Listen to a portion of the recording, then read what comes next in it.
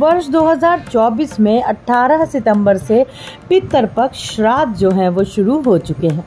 अब ऐसे में बहुत सारे लोगों का प्रश्न था कि वो लड्डू गोपाल की सेवा पूजन करेंगे या नहीं और कैसे करेंगे। उनके यहाँ पर मंदिर को भी स्पर्श नहीं किया जाता है। अब ऐसे में कुछ बहुत महत्वपूर्ण बातें आ जाती हैं कि आपको अगर मंदिर भी स्पर्श नहीं किया जाता है तो लड्डू गोपाल की सेवा कैसे करनी है। तो लड्डू गोपाल को सबसे पहले आपको मंदिर से एक दूसरे स्वच्छ स्थान पे विराजमान कर लेना है। विराजमान कर देने के बाद में जिस प्रकार से आप रोज लड्डू गोपाल की सेवा करते हो, आपको इसी प्रकार से रोज की तरह ही उनकी सेवा पूजन करनी है। हरि बोल, हरि हरि बोल। आप सभी का स्वागत है मेरे लाला लाली के चैनल में लड्डू गोपाल लाडली डायरीज में। तो सबसे पहले आपको सुबह लड्डू गोपाल को जिस प्रकार से आप रोज जगाते हो, आपको वैसे ही जगा लेना है। पुष्प ले लेना है, शुद्ध जल ले लेना है और उनके पात्र में आसन इस तरीके से दे करके आपको कराना है उनका स्नान। देखिए, सभी के घरों के रीति रिवाज, पूजा के जो नियम है वो अलग होते हैं। श्राद्ध के आपको उनका पालन बखूबी करना है, लेकिन लड्डू गोपाल मेरे नारायण महालक्ष्मी माँ के बाल स्वरूप हैं और बाल स्वरूप 6 महीने से भी कोमल बच्चे की तरह इनकी सेवा होती है। तो इनकी जो सेवा का नियम है वो भी आपको पालन करना ही करना है। अब आप ही सोचिए कि आपके पितर जो हैं वो भी तर जाएंगे जब आप इस समय लड्डू गोपाल की विधिवत उनकी पूजन अर्चन, भोग और नाम जप करेंगे। इस समय आप ज़्यादा से ज़्यादा नाम जप करिए, जैसा कि मैंने पहले बताया। और ये देखिए, इस प्रकार से सुबह लाला को जगाने के बाद में आप उनका अच्छे से स्नान करा लीजिए। आप चंदन से भी स्नान करा सकते हो, आप शुद्ध जल से भी स्नान करा सकते हो। स्नान कराने के बाद में उनको सुंदर सा वस्त्र धारण करा दीजिए। बहुत सारे लोगों का प्रश्न है कि क्या हम पितृपक्ष में लड्डू गोपाल को नई पोशाक पहना सकते हैं। तो जी देखिए, ये भी आपके घर और आपके रिवाज पे ही डिपेंड करता है, क्योंकि लाला तो आपके छोटे से बाल गोपाल है। अब आप अपने घर के बच्चों को नई पोशाक पहनाते हैं कि नहीं पितृपक्ष में, उसी प्रकार से आपको लड्डू गोपाल को भी, यदि आप अपने छोटे बच्चे को भी पहनाते हो तो भाई क्यों नहीं आप बाल गोपाल को भी आप उनकी जो नई पोशाकें हैं वो धारण बिल्कुल करा सकते हो।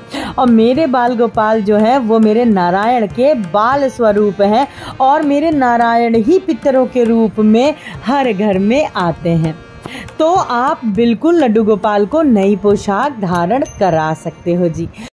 अब बहुत सारे लोग ये भी सोच में है कि श्राद्ध का खाना बन रहा है, तर्पण का खाना बन रहा है, तो कैसे प्रभु को भोग लगेगा, लाला को भोग कैसे लगेगा। तो सोचिए, ये तो आपके लिए कितनी बड़ी बात है कि आप सर्वप्रथम भोग जो है वो लड्डू गोपाल को लगाएंगे। फिर जो दूसरी थाली आप निकालोगे वो श्राद्ध की, जो आप अपने पितरों की निकालते हो वो निकालोगे। तर जाते हैं आपके पितर भी, जहाँ पे प्रभु पहले भोजन करते हैं और फिर प्रसादी रूप में वो भोजन करते हैं। फिर आपको सबसे ज़्यादा इस समय नाम जप करना है। जिस प्रकार से आप ये सोचिए, नाम जप आप जितना ज़्यादा करेंगे उतना ही आपके पितर तरेंगे, उतना ही उनको मुक्ति मिलेगी। और देखिए, बहुत सारे घरों के अपने अपने अलग अलग रिवाज होते हैं, लेकिन लड्डू बाबू की सेवा का बहुत ही सरल रिवाज है, नियम है कि उनको चाहिए प्रेम। आप उनको प्रेम, इतने प्रेम से जैसे आप रोज उनकी सेवा पूजन करते हो, ठीक उसी प्रकार से आपको पितरों में भी 15 दिन जो ये सेवा पूजन होगी वो आपको करना है। तो यहाँ पे मैंने मेरे लाला का कर दिया है श्रृंगार और रोज की तरह ही मैं इनका श्रृंगार करूँगी। जैसे पूजन होती है, आरती होती है, मैं वैसे करूँगी। मेरे घर का जो रिवाज है वो मैं फॉलो करती हूँ और आपके घर का जो भी रीति रिवाज है पितृपक्ष में, श्राद्ध में, आप वो फॉलो करें। लेकिन लड्डू गोपाल की सेवा किसी भी हालत में नहीं रुकेगी। उनको जैसे आप जगाते हो, स्नान कराते हो, भोग लगाते हो, आपको वैसा ही करना है। बहुत ज़्यादा अगर कड़े नियम है कि हाँ मंदिर भी नहीं स्पर्श किया जाता है, तो मैंने बताया कि आप एक पवित्र स्थान पे उनको विराजमान कर लें। अगर दीपक आरती नहीं की जाती है तो कोई बात नहीं, आप बस लाला का स्नान श्रृंगार कर दीजिए और उनको भोग लगा दीजिए। लेकिन लड्डू गोपाल की सेवा में ये भी मनाही नहीं होती है कि आप पूजन उनकी आरती भी ना कर सकें, क्योंकि ठाकुर जी की आरती तो होगी ही होगी जी। तो आशा करती हूँ आप लोगों को भी पितृपक्ष में लड्डू गोपाल की सेवा पूजन कैसे करना है, आप लोगों को भी जो अपने प्रश्न हैं उनके उत्तर भी मिल रहे होंगे। और भी कोई प्रश्न है, कोई भी आपके मन में सवाल है तो आप मुझसे पूछ सकते हो। कमेंट सेक्शन में आप मुझे सुझाव भी दे सकते हो और प्रश्न है तो वो भी पूछ सकते हो जी।